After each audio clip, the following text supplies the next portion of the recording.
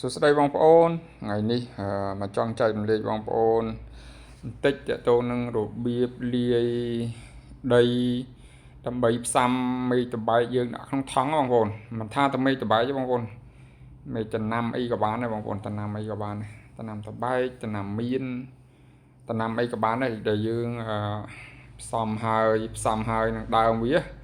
ហើយវាដុះឫសល្មមហើយដែលយើងអាចកាត់វាយកមកដាក់ផ្សំក្នុងថង់ណាអញ្ចឹងបងប្អូនអាចមើលវីដេអូនេះបានខ្ញុំនឹងចែករំលែកពីវិធីលាយតើយើងគួរលាយដីយ៉ាងម៉េចដើម្បីឲ្យដំណាំយើងហ្នឹងនៅពេលដែលយើងកាត់ពីដើមយកមកហើយយើងដាក់ផ្សំក្នុងថង់ហ្នឹងវាដុះឫសបានល្អអញ្ចឹងបងប្អូនដោយសារតែឫសដែលយើងកាត់ពីដើមហ្នឹងវាអត់ទាន់ឬវានៅខ្ចីឡើយទេវាអត់ទាន់ដុះល្អទេអញ្ចឹងយើងត្រូវការលាយដីឲ្យបានល្អដើម្បីយើងយកវាដាក់ទៅផ្សំក្នុងថង់ហ្នឹងវាធ្វើឲ្យកូនដំណាំយើងហ្នឹងដុះឫសល្អអញ្ចឹងបងប្អូនអញ្ចឹងអត់មានអីទេបងប្អូនទី1គឺជីកង្កាមបងប្អូនណាមាន3បងប្អូនទី1ជីកង្កាមអាជីកង្កាមយើងហ្នឹងផេះកង្កាមយើងគេហៅផេះកង្កាមហ្នឹងបងប្អូនផេះកង្កាម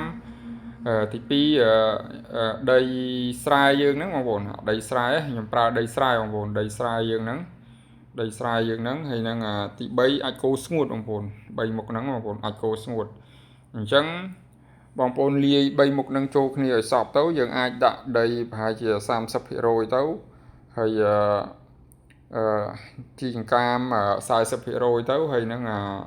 អាចគោស្ងួត 30% ទៅបងប្អូនយើងមើលទៅយើងលៃយើងស្មានខ្លួនយើងបងប្អូនអត់មានថ្លឹងរូបមន្តទេអានេះយើងស្មានខ្លួនយើងណា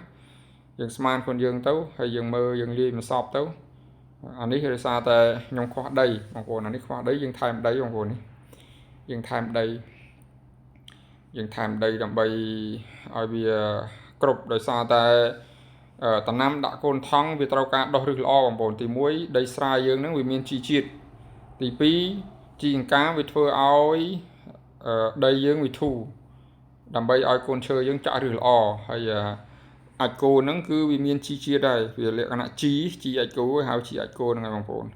អានេះយើងខ្វះដីបងប្អូនខ្វះដីយើងថែមដីវាបន្តិចថែមដីវាដើម្បីឲ្យវាគ្រប់បងប្អូនហើយបន្ទាប់មកយើងលាយវាមកបងប្អូនលាយវាទៅមក2 3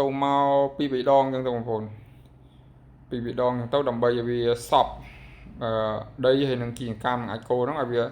សប់ចូលគ្នាបើបងប្អូនណាមានរបៀបអីធ្វើផ្សេងជួយប្រាប់ផងបងប្អូនណាដោយសារតែខ្ញុំធ្លាប់ធ្វើទៅវារៀងដុះឫសល្អដំណាំកូនដំណាំដុះឫសល្អក៏ខ្ញុំឆ្លៀតធ្វើទៅខ្ញុំចែករំលែកទៅដោយសារតែខ្ញុំចិត្តកាត់កូនឈើខ្ញុំតបែកគីមជូខ្ញុំចិត្ត100ដើមខ្ញុំកាត់មកដើម្បីផ្សំថង់អ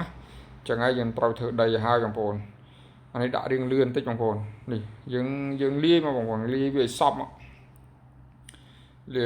អបងប្អូនឲ្យជីកង្កាមហើយនឹងដីហើយនឹងអាចគោហ្នឹងឲ្យវានៅជុំគ្នាលាយទៅមក3ដង4ដងឲ្យវាសប់ចូលគ្នាហើយយើងអាចយកវាទៅផ្សំនឹងថង់បានហើយបងប្អូនដាក់ផ្សំនឹងថង់បានហើយអញ្ចឹងបងប្អូនហើយបន្ទាប់មកយើងមើលវាដែរបងប្អូនយើងចាប់វាមើលតិចទៅចាប់ដៃបងប្អូនចាប់ដៃយើងមើលតិចទៅវាល្មមមកគិតថាអាចនេះបានហើយល្មមវាចូលជាតិគ្នាល្អហើយចូលដីគ្នាល្អហើយយើងបានហើយបងប្អូនអរគុណបងប្អូនខ្ញុំមានប៉ុណ្ណឹងហើយកុំភ្លេចជួយ Subscribe Channel YouTube ខ្ញុំមួយផងដើម្បីទទួលបាន